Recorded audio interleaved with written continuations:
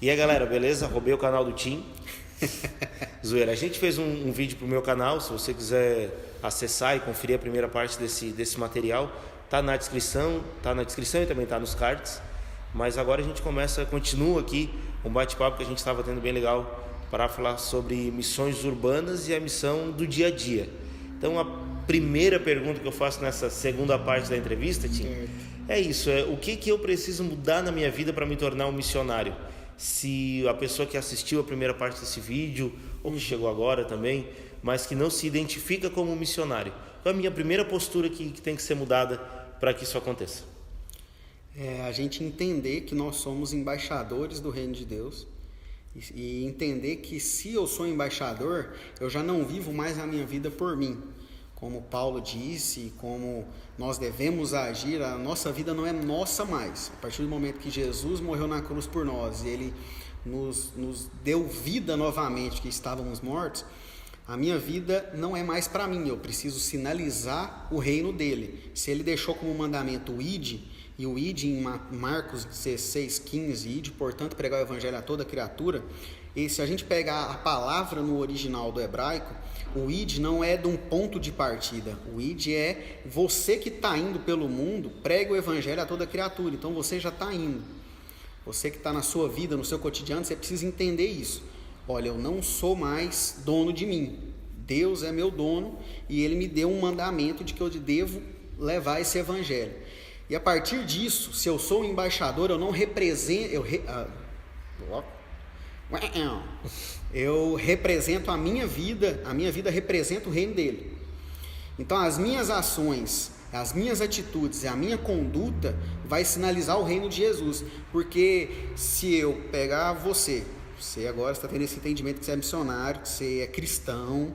Então, se eu pego você fazendo algo errado, o que é algo errado? Se eu pego você roubando, eu não vou falar, o choque está roubando. Eu, assim, no ponto de vista da comunidade, da população, eu vou falar, olha lá o crente, está roubando. Entendi. Então, ter esse entendimento. Existe uma frase, quando a gente vai nesses cultos de missões, a gente sempre ouve uma frase que é comum. A frase é assim, diz que as missões elas são feitas com os pés dos que vão, os joelhos dos que ficam, as mãos dos que enviam e o bolso dos que ofertam. Contribui. E o que acontece? Muita gente acaba escolhendo nesse meio, eu vou dizer, eu vou ser o cara que vou orar, ou vou ser o cara que vou enviar, o cara que vai contribuir, vai ofertar. Sim.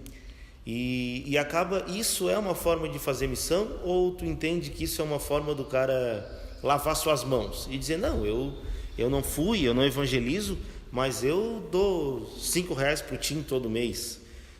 Então, quando eu chegar diante de Jesus, eu vou dizer, olha, Senhor, eu nunca fiz missões, mas eu paguei o Tim para fazer isso para mim. Então, o Tim é meu missionário terceirizado, eu terceirizei isso para ele. A missão ela é realmente feita por quem envia, por quem ora, por quem contribui, por quem vai? Ou eu não posso escolher um desses 4 porque eu tenho que fazer os 4 se for necessário? Como é que é a minha relação com missões e que parte eu posso me encaixar fora do contexto de ser um missionário, mas ser o chefe da missão? Que eu sou o cara que paga o salário, eu sou o cara que dá as coordenadas, mas não vou. Tá certo isso? Não. Nós devemos se envolver em todas essas 4 ou 3, né? Eu dependendo do lugar que eu vou, eu cito essas 3, né? Quem ora, quem vai e quem mantém, quem oferta. Por quê? Porque a partir do momento que você tem o entendimento que você precisa ser um embaixador de Cristo, que você precisa ser um missionário, sinalizar o reino, independente de qual desses 3, nós devemos estar envolvidos nos 3. Eu não posso, eu trabalho numa emissora de televisão. Beleza, mas na sua emissora você é um missionário, você precisa sinalizar o reino de Deus lá, você precisa mostrar Jesus através das suas atitudes, do seu caráter, e se possível, você pode ofertar, na maioria das vezes até deve, porque a palavra do Senhor faz trazei todos os dízimos e ofertas, não é só o dízimo. E aí, se for entrar num contexto de dízimo, aí a discussão vai por uns 3 vídeos aí, vou falar. Mas, no que sentido? Se você tem condição de ofertar, oferte, mas você não está pagando, você não está terceirizando, porque Deus está te dando condição, porque você sabe de missionários que dedicam as suas vidas pelas missões e você sabe que ele precisa da sua ajuda. E isso faz com que nós somos um corpo. Então, se Cristo é o cabeça e nós somos o corpo, às vezes o corpo precisa, um está dedicando a sua vida, mas ele precisa pagar as suas contas, ele precisa comer, ele precisa vestir. Então, você tendo esse entendimento, você tem que participar em tudo. E principalmente oração é fundamental. Ninguém vive sem oração. E não é só a minha oração, eu tendo contato com Deus, mas pessoas orando pela minha vida vão fazer com que eu me mantenha. Porque pensar em desistir, nós que estamos na missão integral, nós pensamos diariamente. Não adianta. Não tem um missionário que se ele falar, não, nunca pensei em desistir. Não, pensar você pensa. Mas ao mesmo tempo que você pensa em desistir, você lembra que desistir não é uma opção. Porque no dia que Jesus morreu naquela cruz, ele não desistiu. Ele falou, Senhor, se possível, afasta de mim esse cálice. Mas ao mesmo tempo ele falou, eu vou cumprir tudo que está pressuposto para que eu cumpra. Então, eu não vou desistir em momento nenhum. Mas eu preciso de oração, eu preciso da oferta, e eu preciso de força que Deus me dá. Massa, hein? Força que Deus me dá para continuar. Então, não é possível eu falar ou terceirizar. Eu falar, não, eu vou pagar o TIM, eu estou pagando. Não, você não está pagando. Meu patrão é outro. Meu patrão é o dono da bagaceira toda aqui. Então, quem dá as diretrizes é ele. Se amanhã ele falar para mim ir embora de Criciúma, eu vou juntar minha tralha e vou embora.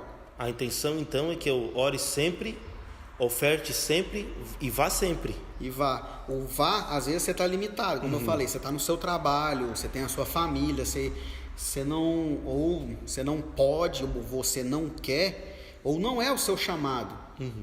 Como eu falei no vídeo anterior, que se você está no meu canal agora, você entra no canal do Choque para você ver o começo da entrevista, eu falei isso. Deus precisa de missionários em todos os lugares para que o evangelho chegue a toda criatura. Ele não vai chegar a toda criatura se todos forem missionários, porque vai ter a galera que vai estar no trabalho, nas empresas, nas indústrias, que precisam de você que trabalha nessa indústria, nessa empresa, que fale de Jesus para essas pessoas. E essa questão também que tu falou, né? É que a gente tem também foi falado também isso no primeiro vídeo, mas muitas pessoas, talvez você também tenha esse pensamento, que missionário é o cara que vende tudo que tem, queima suas carroças, se despede dos seus pais, entra num avião e vai morar na Angola. E a gente não consegue entender o missionário que vem para Criciúma, que sai de Anápolis e vem para Criciúma. A gente não consegue entender o missionário que sai da sua casa em Criciúma e vai... não necessariamente sai, mas... Não, o meu trabalho com missões é cuidar de pessoas que andam de skate. Então eu sou um missionário do skate. E o que são as missões urbanas? No meu caso, eu sou um dos obreiros de uma igreja que fica no bairro carente aqui da nossa cidade. Sim. Então eu vejo isso como missão. Sim. Algumas pessoas não, algumas pessoas elas vão ver como não tinha espaço na igreja dele, ele foi para uma igreja de 20 membros num bairro pobre, sabe? Então eu tenho esse pensamento. Então eu acho que é o mesmo que tu tem, eu acho que aprendi também um pouco, né? O é porque em algumas igrejas vai falar que você é um evangelista. Tudo bem, só mudou a nomenclatura, mas a função é a mesma, entendeu? O missionário, o evangelista, pastor que está implantando uma igreja num bairro carente, ele está fazendo a missão. Entendeu? O pastor que sai da sua cidade, vai pastorear num outro lugar, ele está na missão da mesma forma.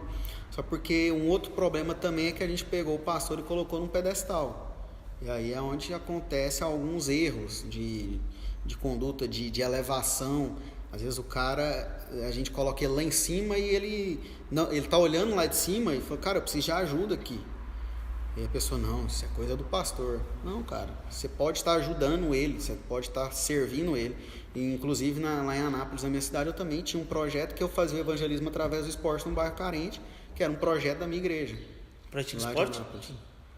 Alguns. Não parece. Não parece porque eu ando meio fora de forma, assim. Cara, deixa eu te perguntar uma coisa. Talvez as pessoas que acompanham já o teu canal, elas já tiveram essa resposta, ou talvez não necessariamente uma resposta, mas com certeza já falou sobre isso. Mas eu queria te perguntar um negócio muito legal. Queria saber se o missionário precisa ser o cara que passa fome, frio, que está sempre reclamando e pedindo grana. Porque a gente tem também esse pensamento que o missionário ele tem que ser o cara que ele não tem um celular, porque ele usa o dinheiro dele tudo para isso. Ele só pode comer arroz e às vezes botar um feijão junto, mas nunca com sal, porque o sal também caro. Então, qual é essa relação então do missionário, da pessoa que abdicou de tudo, o missionário como vocês, né, que são missionários em tempo integral, missionários que abdicaram de tudo, mas que não necessariamente precisam morar na rua, né? A base missionária que vocês estão é bem servida, tem uma estrutura muito legal, e eu almoço aqui com vocês também, então, né, acho muito massa. E estou tendo esse contato com vocês, mas eu queria saber, o missionário ele precisa ser esse cara que passa necessidade, ou o missionário pode ser alguém que está tranquilo com as suas finanças e ainda assim sem ter vergonha de bater uma foto e mandar para o seu mantenedor que está na praia, vamos dizer assim. Como é que é essa relação? Então, não necessariamente o missionário ele tem que passar, mas ele vai passar por vontade de Deus. Por quê?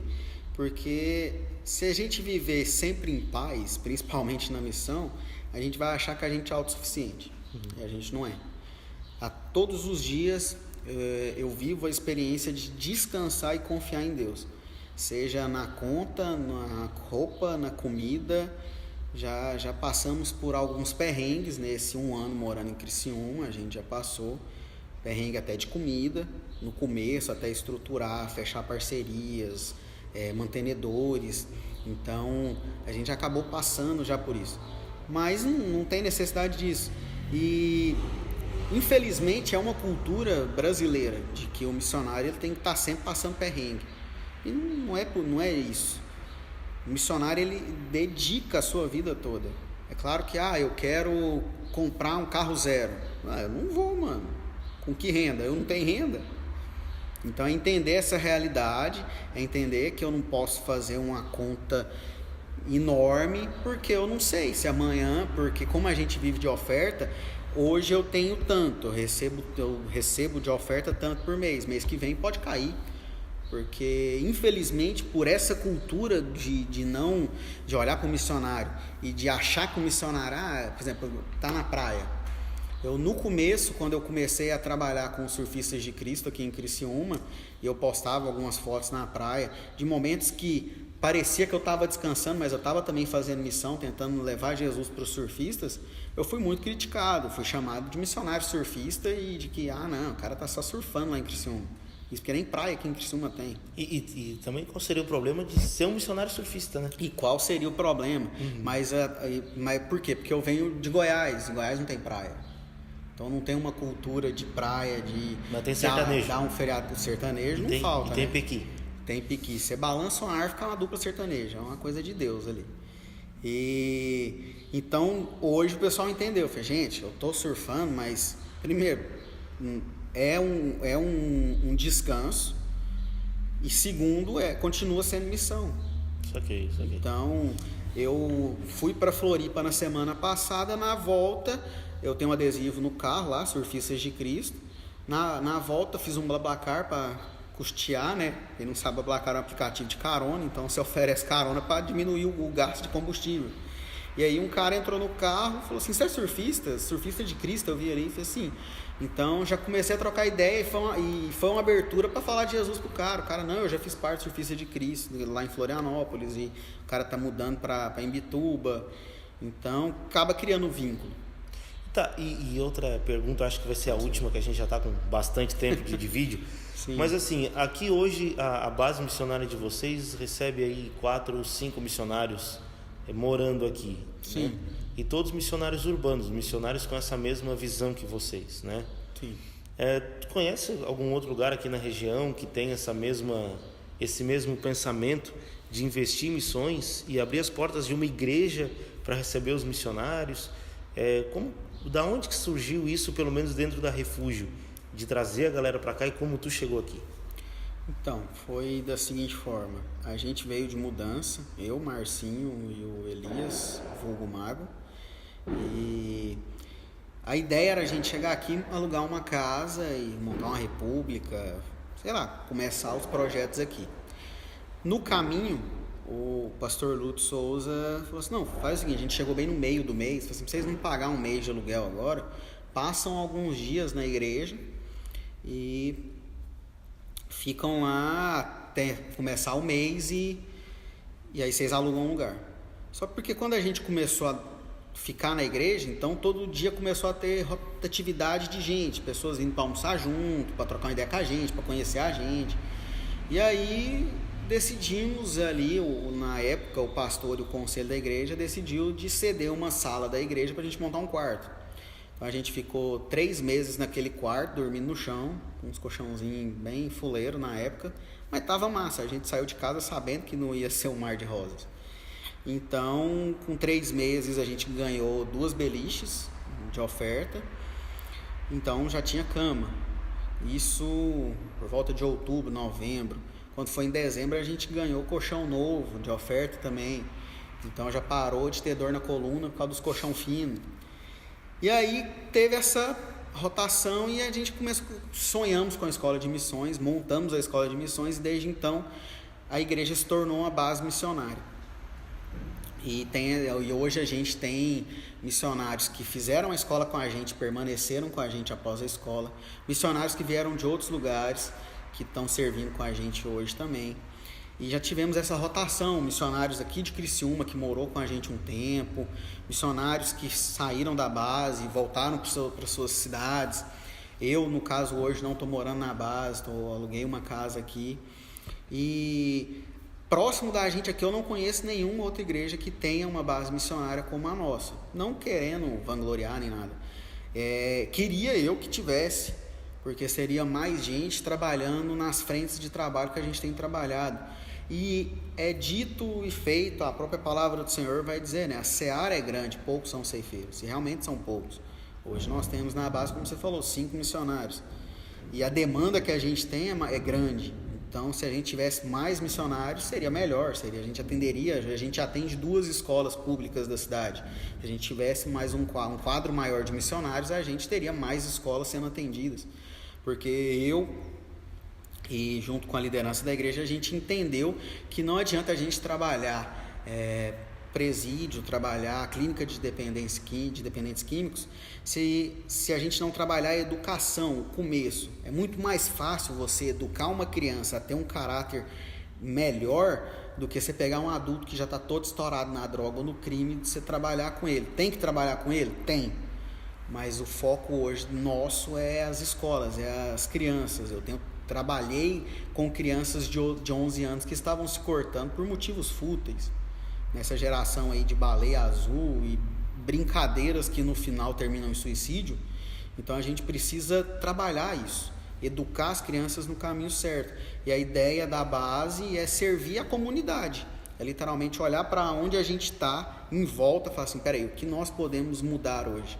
Então, de uma atitude que a gente teve há alguns dias atrás, da gente ter trabalhadores da prefeitura que estavam capinando, cortando a grama e fazendo a limpeza da rua, que eles iam almoçar e ficar no chão, almoçar na rua. Ele falou, não, peraí, a gente tem mesa, a gente tem cadeira e tem espaço, então eles vieram almoçar com a gente aquele dia. Ele falou, não, podem vir, e almoçaram e foi muito bom. E eu acho que a gente já falou muito, né? Muito.